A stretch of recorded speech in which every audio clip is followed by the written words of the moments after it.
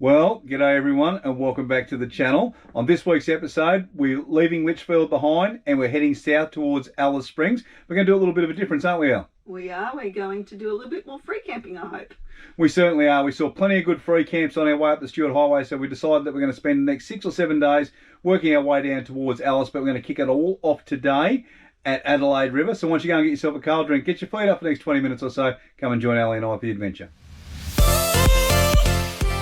Hi, I'm Steve. And I'm Alison. We decided a couple of years ago that we'd work hard and save all of our money and start living life on our own terms. So we bought a caravan and hit the road on a trip for two all around Australia. So why not come and join us every week for our adventures?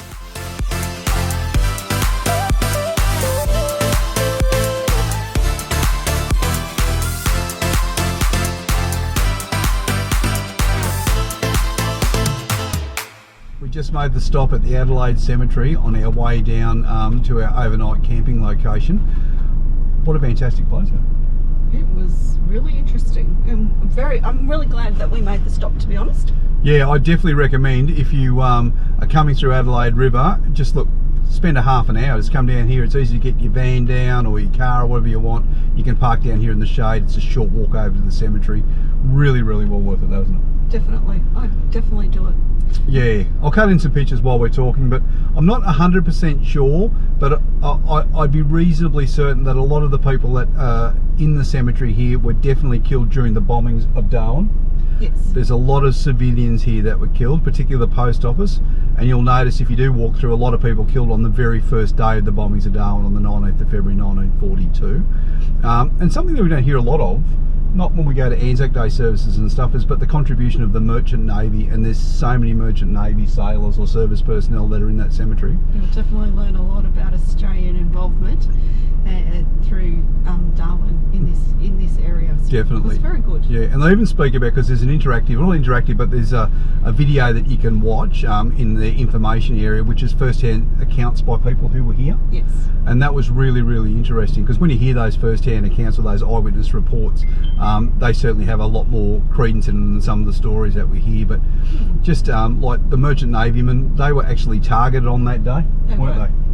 And the censorship, so the rest of Australia didn't know the bombings that were happening here in Darwin, how they censored absolutely all information coming out of Darwin, so people in the rest of Australia didn't know. The impact on the civilians and the families, and how it really tore them apart. So yeah. And something I never knew is there was more bombs dropped on Darwin than there was ever dropped on Pearl Harbor. Yet when I went to school, all they taught me about was Pearl Harbor. Yes, I think we learned a lot about the conflicts not on Australian soil. So it's been quite interesting to come to the Northern Territory and really learn a little bit more about the conflict that was on Australian soil, because we don't really, or I certainly didn't learn a lot of it at school. No. Maybe a smidge. I didn't. So yeah, do yourself a favour, if you come up here to Darwin, drop in at Adelaide River, grab yourself a cup of coffee, come for a walk around the cemetery. I think you'll really enjoy it. If you come out to the cemetery, there's plenty of information here about people and actions that were taken during the war, including this lady, Sister Margaret, and I hope I pronounced this right, Margaret Demestri. And she unfortunately was the first Australian woman killed on service during the Second World War. Okay, so we're just taking a walk down to the low crossing bridge here on the Adelaide River. You can drive across this, but we thought we'd take the walk. This was first built, there's been people camping down underneath and around this area here for well over 100 years, because this used to be a stopover on your way down to the Goldfields a little bit further down at Pine Creek. So that was a little bit interesting. And the other thing that was really interesting is that when they laid the piers for the bridges, it took 9 men 30 days to do absolutely everything they needed to do to lay that bridge. That was back a couple of years ago. Now, could you imagine that happening today? You wouldn't even get 9 minutes smoko. So here's the Low River crossing. As you come across it, there's a old footpath area here I'm walking on. Alison's elected to walk on the bridge. That's perfectly fine. There's always the opportunity of a crocodile when you come here to the territory, so I'm constantly looking out for those. It's a beautiful looking river. I tell you what though, I don't think I'd swim in here. That's just me though. But I'm sure plenty of people do come down and have a bit of a dip. It's very clear water, so who knows.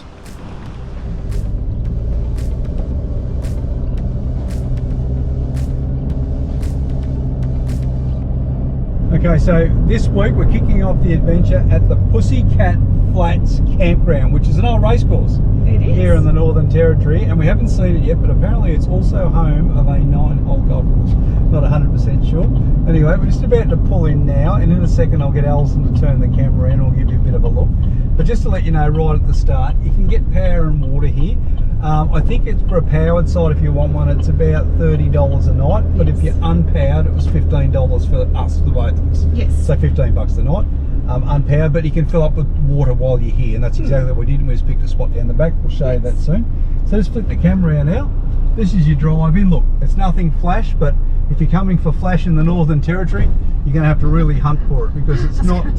Maybe the Northern Territory is not for you. Yeah, exactly, exactly. But this is great. So just over here on the right-hand side, you can see a little shed roof there with a van under it. That's the caretaker. You just drop in and see him, and he'll give you the whole spiel on the place. Yes. And then just over here on the right is where the bar area is, and apparently happy hour starts at 4. Yeah, at 4. And there were some toilets over there as well. Alright, so the caretaker assures us that happy hour starts at 4 o'clock and it continues until they run out of beer, because happy hour never ends when you're at Pussycat Flats. Or the last man standing. I think that's what he said. That was his word. So anyway, we've decided to take an unpowered section down here, so just spin the camera around now. You get to come down here, pick your poison wherever you want to go. You can see there's a whole stack of different rigs in here. There's buses, caravans, rooftoppers, every man and his dogs down here. And it's not a bad spot to come down and stay. It's quite nice down here, in fact. It is. And Stephen, if he hasn't already, dropped in a few signs of from the road. We're 58 k's from Kakadu National Park. Yeah, we are. Yep. So it would be a good place to base yourself to see the southern end, I think we're at, of Kakadu National Park, if that's what you're wanting to do. Particularly if you've got pets, because you can leave your cats and dogs and all your other animals here. To do that where you can't take them into Kakadu. No, so that's an option. And it's probably much cheaper. So here we are, first on the left past the anthill. We picked ourselves a spot down here that we just look out across the fields, check out the ants, and hopefully a little sunset this afternoon. Anyone will find out. Oh, here we go. This is the part 2 of the golf course. Oh, is it? So we've been looking for the course, and we're parked right on the bloody tee. All right. Well, I don't think anyone's playing around this afternoon anyway. It doesn't look like anyone's played around for quite a while. No. Anyway. Alright, well, we might go into town and give you a bit of a look around. That'd be good. If you come out to Pine Creek and you want to do something a little bit different, just look back at a little bit of gold mining history, then you can come to Miners Park. We're just taking a bit of a walk around now. There's not a great deal here, just a lot of old equipment, but they give you plenty of information on what it was and what job it had, and how it served the mine, which was very interesting. And the other thing which is great for us is this is the first boab trees we've seen since we started touring around Australia. Up until now it's been all bottle trees. They're pretty cool, aren't they? They are very cool. I don't know what this wheel drove in the past, but it's bloody huge. Look at the gear that's driving that, it's enormous. All cast, yeah, that's pretty cool. And then out here you can see all of the railway tracks that come through here, and they all lead off into different directions from this point here, because Pine Creek was a bit of a major junction for rail at the time. But yeah, all disused today. But as you drive down along the Stuart Highway, there are sections you can see where the old rail corridor used to go through, and you can see that where the ground's been formed to support a rail track, and it's just dead flat on the way through. There's only glimpses of it as you go down, but yeah, it's easy to spot if you see it. What I really enjoy about these old pieces of equipment is they look crude, but they function, and they function well, and they're all made from, they're all cast iron. So yeah, and to say that it's still standing here after the better part of 100 years, testament to the fellas who built it. The railway line here at Pine Creek goes, we used to go all the way up to Palmerston, and during the war it was used to ferry troops up and down along the tracks that you can see here in front of us, all the way up towards Darwin there, and all their camps were located along the train line. And at the peak during the war, at the peak of its use during the war, there was 147 trains a week coming through this station, which is pretty impressive if you think back. That was nearly, what, the better part of 80 years ago now, and the types of engine they were running was pretty much the steam engine that you can see in through these. So there's a couple of examples of some different locos when you come here. The diesel one that is passing now, and this old steam engine. And something to note about this old steam engine is this used to run on these tracks to carry troops up and down between Pine Creek and Palmerston during the war. What a fascinating fact. Anyway, let's go inside and check out the carriage.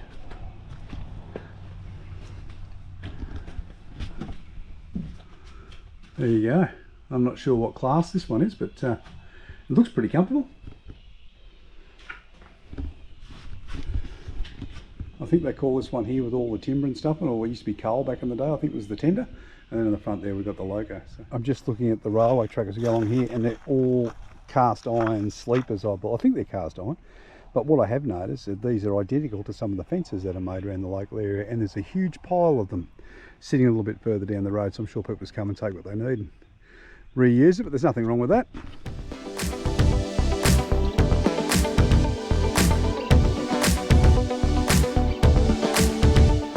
Another thing to do when you come to Pine Creek is to come up to the lookout, and I really recommend this. It looks out over the old mining pit, which started back in the 1800s, so I'll turn the camera around and show you. There it is there. Now, about, I don't know, I think it was about 40-50 years ago, they filled it with water from Pine Creek, and it took them 14 months to fill it. It holds 6,880 megalitres of water. I don't know how much water that is, but just looking at what's in front of me, it's a bloody lot. But it's a beautiful place. You can see right out on the horizon, all around us. When you come up to the lookout, there's a couple of other platforms you can come and see while you're here. Ali and I have just come up onto one now, which is built directly over the top of one of the original pits that was up here on the hill. So I'll flick the camera around. I don't know how well you'll be able to see it, but directly below me is a pit. I don't know how deep it is, but there's no way known I can see the bottom down there. It's huge, isn't it, El? You're not walking out over the hole? Oh no, I was just trying to get a photo to give it a bit of context, but they do give a warning to be mindful of where you're walking around here, because you know, there is a lot of pits, and it's hazardous. So definitely, I imagine it's probably like if you walked around at Lightning Ridge, there's bloody holes everywhere in the ground, and I'm sure around here it'd be the same if you walked off into the bush.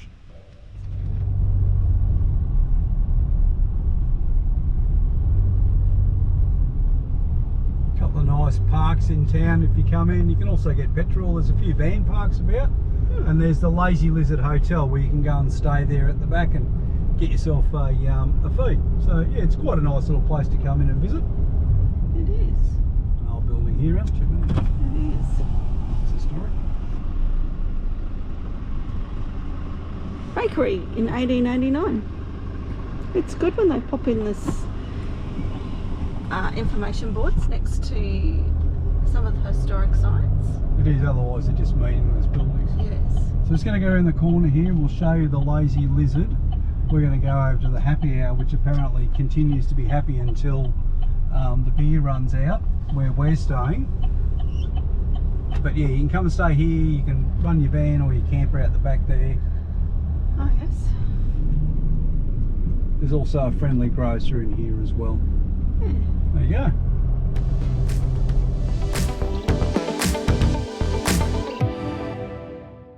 Here we are, just about to cross the winning line. Over you come, El. There's going to be a dead heat.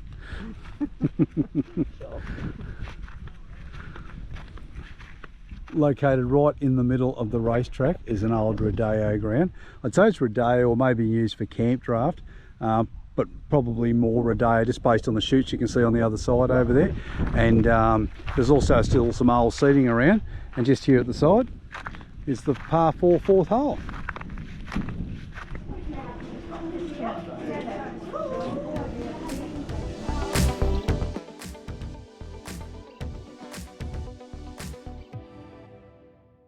Well, good morning everyone. We've left Pussycat Flats, haven't we? We have, yes. That wasn't a bad place for an overnight. You could go and spend a week there if you wanted to, if you want to get up and check out Kakadu or just want to kick back and relax. It wasn't a bad place.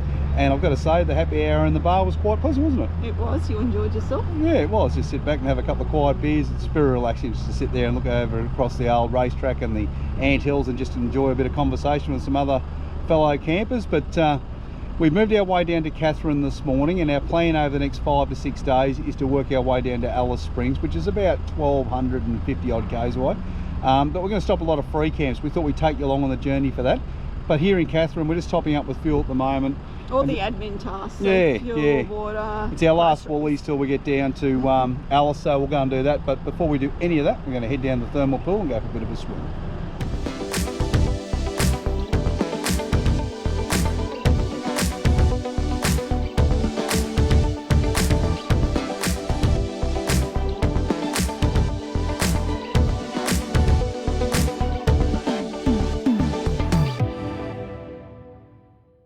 As we said a little bit earlier, we're back in Katherine. We're going to spend the next 5 or 6 days working our way down to Alice Springs. It's only 1200 k's, but we just want to take our time, don't we, and enjoy it. Yes, we do.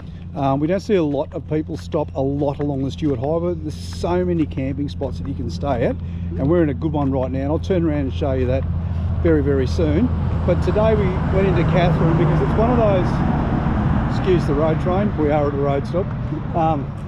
Today we went to Katherine. It's one of those crossroads where it's your first or your last shop before you go to your next place. It is. So yes, it's a very busy little centre, isn't it? It's a junction for, you know, going west to Western Australia, north to Darwin, out to Nhulunbuy, over east to Queensland, or down south to further, you know, into the NT or into the SA. So it's a real big junction spot. But it's a great place to sit down or to go into, and you can fuel up and get your groceries. We went to Woolies, didn't we? Yes, Woolies for the groceries, you know, some good fuel, unmanned areas. Check out Petrol Spy for that. We even paid for water, our first time ever at a paid water facility in the dump point area. It's set up for the RVs, so it's quite a good area. It is, and having said that we paid for it, we paid $1 to fill our tanks. I think it was 172 litres we ended up using in the end. It wasn't a lot. First time. But it was our first time ever paying for it, but we knew at some point we'd have to pay for it, didn't we? We did. We come down.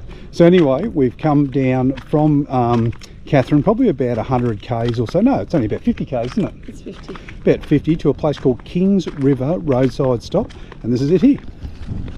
So this is a free camp here in Darwin, or in the Northern Territory, and just over the back over here, you can see it comes with toilets. There's a dump point down there. What I'm a little bit discouraged by is there actually a sign on the dump point now that says "Do not prepare your food here." Oh my word! I don't know. I don't know why they ever had to, you know, make a sign that says that. It was about to get run over here, so let's get the other side of the road. Who knows where this Why people need to be told that they don't prepare their food at a dump point's beyond me, but anyway, there's a sign there, so obviously it's happened, which is always a little bit weird. But anyway, we've got ourselves a good little spot. Now you've got to keep in mind you're a roadside stop, so you're going to get a lot of road noise. I'll cut in a couple of pictures of some road trains running past very close to where we are. But here we are down the end. I think, it's not too bad. Later tonight it won't be so busy or so noisy. Yeah, our experience for staying in these sorts of places is once the sun drops, that's pretty much it. Everything seems to slow down a lot. But yeah, no, it should be good. Be good to sit overnighter as we work our way down towards Alice. The NT seems to have a lot of roadside stops that have a sign out the front that says 24-hour camping permitted, and they're really good. Yeah, they are. Everyone we've bought into has been pretty good so far. They have been. Anyway, you can see there's a bit of a sunset going on here behind, so I'm going to go back and grab a drink and watch it drop. This is our spot here. We just pulled off the side of the road in the rest stop. There's plenty of different places you can get. We took this, had a little bit of shade. There's a table just on the other side here, and there was also enough room to run our clothesline across from the car to the side of the shelter there, so that worked out absolutely perfectly. And the other thing that we discovered down here is they have a little area that's got some collected firewood in it, which has been absolutely pilfered by one group of people, because that was almost full. They come in, they filled up bags and all sorts of gear and took it all. Anyway, that was chockers before. Yeah, it was. Anyway, it is what it is. Sometimes people take more than they need, and that's a bit, I don't know. Yeah, it's a bit bloody greedy, that's what it is.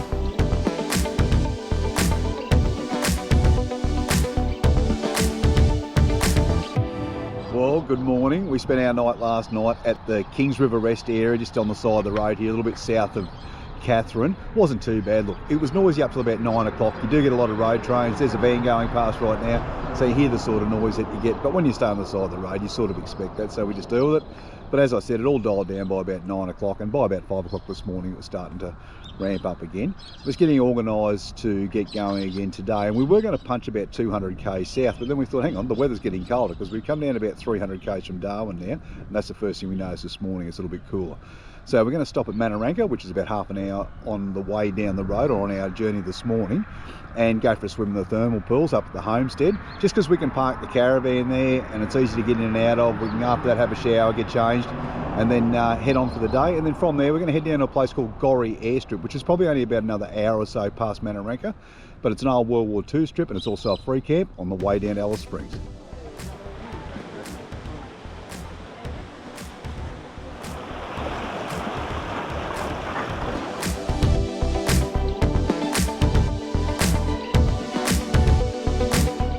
Second visit to the thermal pools at Manara. They are beautiful to come and swim in, but there's so many people here. But you find a spot, it's quiet, it's good.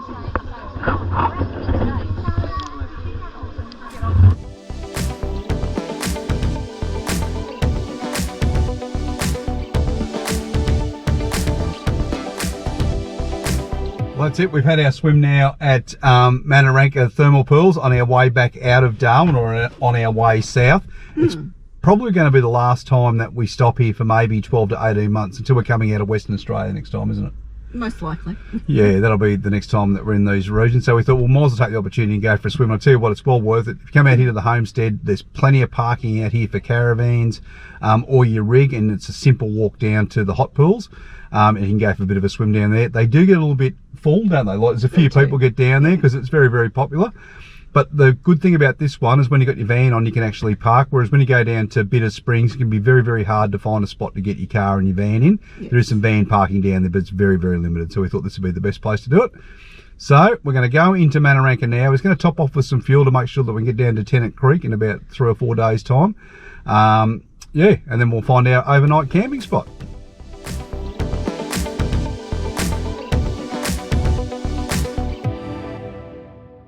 Just ducked back into Manara Township from the hot springs, and we went to put in some fuel, and we were met by the lady at the fuel station letting us know that there was no FPOS available. The internet's out and it's probably affecting the whole town. So lucky we did have some cash on us. We always carry a little bit of cash just in case, because this happens, whether you're out in the middle of nowhere or out west or down at your local Woolies and Coles doing some shopping. Yeah, it seems to be. It's happened to us twice now, hasn't it? During our travels, it's happened to us twice where the whole town's been out on the internet. Yes, it has been, yes. Yeah, and there was a lot of vans parked in Manara, so we can only imagine there's people waiting for to come back up with fuel, because this is pretty much your first fuel stop for quite a way, isn't it, Manara? When you come up, you can get it at Delhi Waters and that, but you can, but it's at least a more sensible price. It was $214.9 today at the cheapest, where I think is Daly Waters is a bit more expensive usually. Yeah, so closer to $240 a litre. Yeah, so at least it's a little bit more reasonable here. Yeah. But yeah, still about 100k still up to Catherine, I think. That's right. Yeah, or a little less than that, but yeah, it's 100k. So yeah, no, that's I was thinking the important thing to take from it is that cash is king. So make sure you always carry a little bit with you. Yes, definitely. At least to get you to the next town. For sure. You know, enough money in there to put enough fuel in to get to the next town. Well, we've come in off the Stuart Highway to the Gory airstrip. It's an old World War II airstrip. It's also a free camp. I've got to say, it's absolutely fantastic. We've been sitting here for the last 20 minutes or so, tossing a coin, haven't we, Elle, as to whether or not we're going to actually stay here. Yes. But it's very early in the day for us still, so we think we might move on because we do want to cover a little bit of territory. So we're going to head down towards Newcastle Waters. But before we leave here, we'll give you a bit of a look around just to show you, because you've got about, I reckon, 3 to 4 kilometres of uninterrupted camping all the way along the old airstrip. So I'll show you what the airstrip looks like. So if you look down there, we can see, I don't know if you can see the GoPro, but right down there you see some white vans. Those guys are about halfway up the airstrip and they are miles away from us. And we've come very close down here towards the end of the airstrip. But yeah, plenty of room, not a lot of shade, but who cares? It's good for your solar. It is good for your solar, and it's very quiet, and it's a fair way away from the Stuart Highway. We're just under attack from wasps at the moment. Yeah, there's a few hornets about, so it's gonna, well, anyway. All right, so we'll get hooked back up, and then we're going to head down to Newcastle Waters. Sounds good. Well, that's it for this week's adventure. Ali and I really hope that you enjoyed it. Come and join us next week as we continue our free camping all the way down the Stuart Highway. We discover some amazing free camps on our way down to Alice Springs. We stop in for a walk around the Devil's Marbles before we meet a very, very friendly camel. So for all that and more, come and join us next Saturday at 9 o'clock. We can't wait to see you. We'll see you then.